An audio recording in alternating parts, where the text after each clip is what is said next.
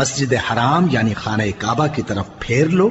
اور تم لوگ جہاں ہوا کرو نماز پڑھنے کے وقت اسی مسجد کی طرف منہ کر لیا کرو۔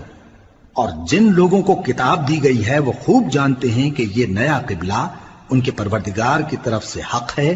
اور جو کام یہ لوگ کرتے ہیں اللہ ان سے بے خبر نہیں۔ اور اگر تم ان اہل کتاب کے پاس تمام نشانیاں بھی لے کر آؤ تو بھی یہ تمہارے قبلے کی پیروی نہ کریں،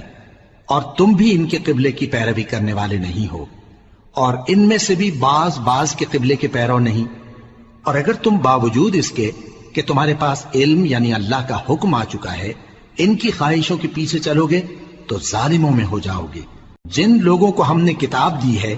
وہ ان پیغمبر آخر الزمان صلی اللہ علیہ وآلہ وسلم کو اس طرح پہچانتے ہیں جس طرح اپنے بیٹوں کو پہچانا کرتے ہیں،